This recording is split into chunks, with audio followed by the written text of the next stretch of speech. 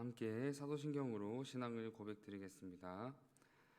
전능하사 천지를 만드신 하나님 아버지를 내가 믿사오며 그 외아들 우리 주 예수 그리스도를 믿사오니 이는 성령으로 잉태하사 동정녀 마리아에게 나시고 본디오 빌라도에게 고난을 받으사 십자가에 못 박혀 죽으시고 장사한 지 사흘 만에 죽은 자 가운데서 다시 살아나시며 하늘을 오르사 전능하신 하나님 우편에 앉아 계시다가 저리로서 산자와 죽은 자를 심판하러 오시리라.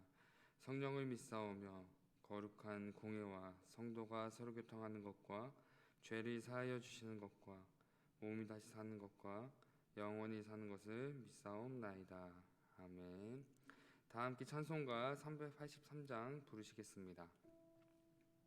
찬송가 383장입니다.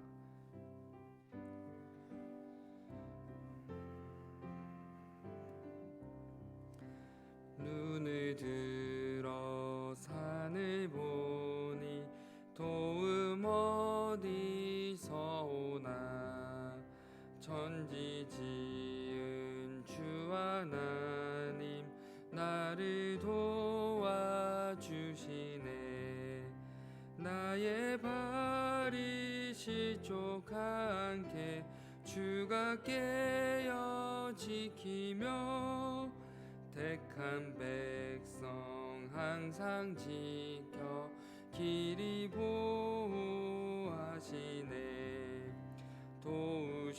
도우시는 하나님이 내게 그늘 되시니 낮의 해와 밤의 달이 너를 상치 않겠네. 내게 화를 주지 않고 오늘 보호하시며 너의 출입 지금부터 영영 인도하시리.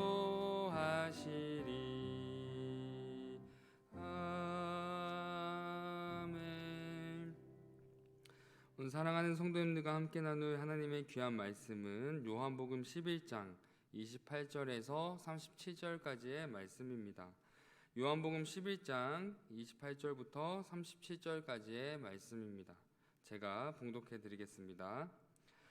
이 말을 하고 돌아가서 가만히 그 자매 마리아를 불러 말하되 선생님이 오셔서 너를 부르신다 하니 마리아가 이 말을 듣고 급히 일어나 예수께 나아가매 예수는 아직 마을로 들어오지 아니하시고 마르다가 맞이했던 곳에 그대로 계시더라. 마리아와 함께 집에 있어 위로하던 유대인들은 그가 급히 일어나 나가는 것을 보고 곡하러 무덤에 가는 줄로 생각하고 따라가더니 마리아가 예수 계신 곳에 가서 배웠고 그 발 앞에 엎드려 이르되 주께서 여기 계셨더라면 내 오라버니가 죽지 아니하였겠나이다 하더라. 예수께서 그가 우는 것과 또 함께 온 유대인들이 우는 것을 보시고 심령에 비통히 여기시고 불쌍히 여기사 이르시되 그를 어디 두었느냐 이르되 주여 와서 보옵소서 하니 예수께서 눈물을 흘리시더라. 이에 유대인들이 말하되 보라 그를 얼마나 사랑하셨는가 하며 그중 어떤 이는 말하되 맹인의 눈을 뜨게 한 이 사람이 그 사람은 죽지 않게 할 수 없었더냐 하더라. 아멘. 오늘 살펴볼 본문의 말씀은 나사로의 죽음을 통해 예수님께 반응하는 마리아의 모습과 유대인의 모습 그리고 그 모습을 바라보는 예수님의 모습이 담겨져 있습니다. 먼저 28절에 이 말을 하고라고 쓰인 문장 안의 이 말은 27절에 예수님을 향한 마르다의 고백을 의미합니다. 따라서 마르다는 예수님을 향한 고백으로 대화를 마친 후에 나사로의 죽음 앞에 슬퍼하고 있는 마리아를 예수님께로 데리고 오게 됩니다. 그렇다면 예수님은 나사로의 장례가 치러지고 있는 곳에 직접 가는 것이 아니라 왜 마르다를 통해 예수님이 부르셨을까요?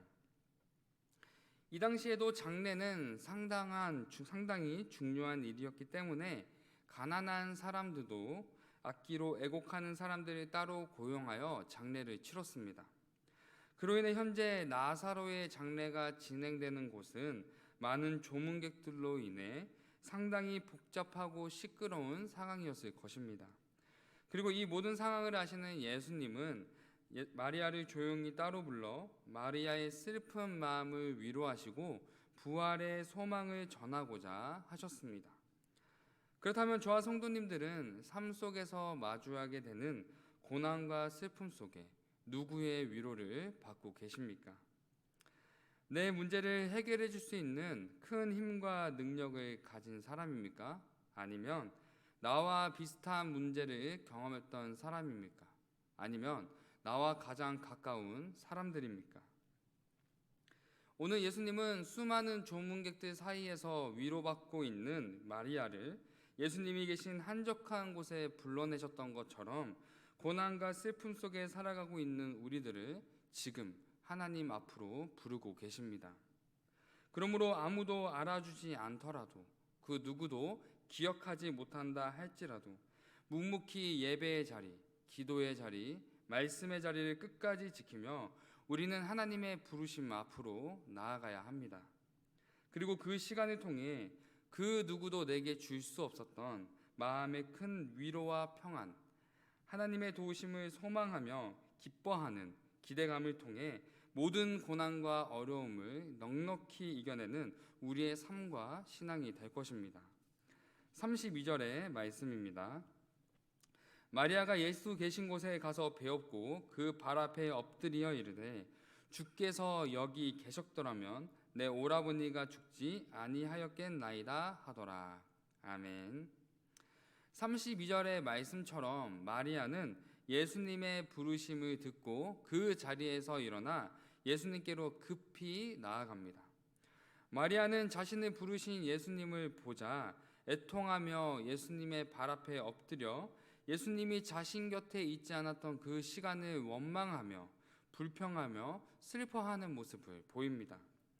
그러나 우리가 알다시피 예수님은 이미 본문 11장 4절의 말씀처럼 나사로의 죽음과 죽음을 슬퍼하는 마르다와 마리아의 상황과 마음을 이미 알고 계셨습니다. 따라서 예수님은 우리의 눈에 보이지 않을지라도 나 혼자라고 느껴지는 고난과 슬픔 속에 언제나 우리를 바라보고 계시며 우리의 모든 마음과 생각을 깊이 공감하고 계시며 우리를 위로하기 원하시는 분이시다라는 것을 우리는 반드시 기억하며 예수님 앞으로 나아가야 합니다. 33절과 35절의 말씀입니다. 예수께서 그가 우는 것과 또 함께 온 유대인들이 우는 것을 보시고 심령에 비통히 여기시고 불쌍히 여기사 이르시되 그를 어디 두었느냐 이르되 주여 와서 보옵소서 하니 예수께서 눈물을 흘리시더라. 아멘. 예수님은 애통하는 마리아와 나사로의 죽음 앞에 애곡하는 많은 사람들을 보시며 비통히 여기시고 불쌍히 여기시며 눈물을 흘리셨습니다. 33절에서 비통히라고 쓰인 원어의 의미는 분노, 격분, 감정적인 분함을 의미하며 35절에서의 눈물은 어떤 재난을 앞두고 탄식하며 운다라는 의미를 가지고 있습니다. 그렇다면 먼저 예수님은 애통하는 자들을 바라보시며 무엇 때문에 감정적인 분노와 화를 느끼셨을까요? 예수님은 인간의 죄와 타락이 몰고 온 무수한 질병과 죽음, 재앙과 고통을 보셨고 모든 인류의 부활과 소망 되시는 예수님이 지금 눈앞에 있음에도 불구하고 소망 없이 슬픔과 절망 가운데 빠져있는 그들을 바라보셨기 때문입니다. 그러나 한편으로 예수님은 그 누구보다 인간의 연약함을 아셨기 때문에 죽음과 절망 가운데 소망 없이 슬퍼하고 있는 고통받는 인간들을 바라보시며 깊은 탄식의 눈물을 흘리셨던 것입니다. 그리고 이 모습을 바라본 유대인들에게는 두 가지 모습이 나타나게 됩니다. 36절과 37절의 말씀입니다. 이에 유대인들이 말하되 보라 그를 얼마나 사랑하셨는가 하며 그중 어떤 이는 말하되 맹인의 눈을 뜨게 한 이 사람이 그 사람은 죽지 않게 할 수 없었더냐 하더라. 아멘. 예수님이 보이신 비통함과 눈물은 인간을 향한 무한하신 사랑의 표현이었습니다. 그로 인해 어떤 이들은 예수님의 사랑을 어렴풋이 느끼며 고백하지만 어떤 이들은 예수님의 사랑보다 예수님이 가지신 기적과 능력에 더 많은 관심을 보입니다. 이처럼 이 땅을 살아가는 모든 사람들은 삶 속에서 수많은 고난과 문제를 마주할 수밖에 없습니다. 하나님을 믿지 않는 사람들은 자신의 힘과 능력으로 자신에게 찾아온 모든 문제와 고난을 직접 해결하려고 힘쓰며 끝까지 하나님을 찾지 않는 안타까운 모습을 보입니다. 하지만 그리스도인은 고난 가운데 예수님 앞으로 나아가는 모습을 보입니다. 하지만 36절에서부터 37절에서 보았던 것처럼 누군가는 내 문제를 단번에 해결받기 위한 목적으로 예수님을 찾는 반면 누군가는 나를 깊이 사랑하시는 예수님의 살아계심을 경험하기를 원하는 마음으로 나아가는 상반된 두 모습을 보입니다. 그렇다면 사랑하는 성도님들은 어떠한 마음과 목적으로 예배의 자리, 기도의 자리, 말씀의 자리로 나아가고 계십니까? 오늘 예수님은 인간이 겪을 수밖에 없는 죽음이라는 최고의 고난 앞에 나는 부활이요 생명이니 나를 믿는 자는 죽어도 살겠고 무릇 살아서 나를 믿는 자는 영원히 죽지 아니하리니 이것을 내가 믿느냐라고 우리에게 묻고 계십니다. 그러므로 저와 성도님들은 어떤 고난과 어려움의 문제가 찾아올지라도 내 생각과 방법과 계획과 능력을 내려놓고 오직 우리의 소망 되시는 예수님 앞으로 나아가기를 힘써야 합니다.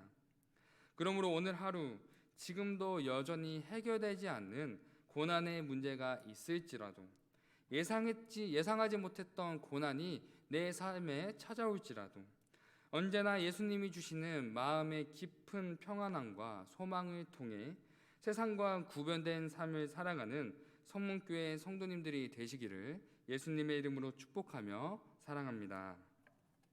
기도하겠습니다.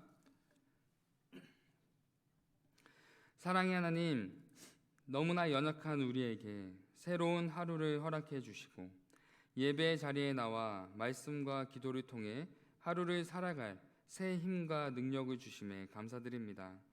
하나님, 내 삶 속에 아직 남아있는 고난의 문제와 염려들이 끊임없이 나의 믿음 가운데 하나님을 향한 의심의 마음을 갖게 하지만 언제나 나와 함께 하시며 나의 모든 마음과 생각을 아시는 하나님을 더욱 의지하며 하나님 앞으로 나아가기를 소망합니다.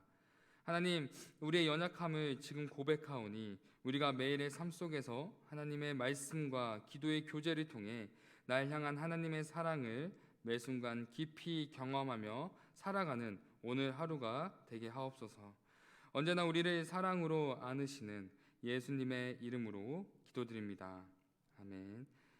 하늘에 계신 우리 아버지여, 이름이 거룩히 여김을 받으시오며 나라에 임하옵시며 뜻이 하늘에서 이루어진 것 같이 땅에서도 이루어지이다. 오늘날 우리에게 일용할 양식을 주옵시고 우리가 우리에게 죄 지은 자를 사하여 준 것 같이 우리의 죄를 사하여 주옵시고 우리를 시험에 들게 하지 마옵시고 다만 악에서 구하옵소서. 대개 나라와 권세와 영광이 아버지께 영원히 싸움나이다. 아멘. 들으신 말씀을 기억하며 함께 기도하겠습니다. 첫 번째로는 고난 가운데 오직 하나님의 말씀과 기도의 교제를 통해 하나님의 사랑을 깊이 경험하는 계기가 되도록 도와주시옵소서. 두 번째로는 코로나의 감염으로부터 교회를 지켜주시고 고통받는 이웃들을 외면하지 않고 사랑으로 나아갈 수 있도록 도와주시옵소서. 세 번째로는 질병으로부터 고통받는 성도님들의 마음을 지켜주시고 믿음으로 이길 수 있도록 도와주시옵소서. 이렇게 세 가지 기도 제목을 놓고 함께 기도하신 후에 각자 개인 기도하시고 돌아가도록 하겠습니다. 기도하시겠습니다.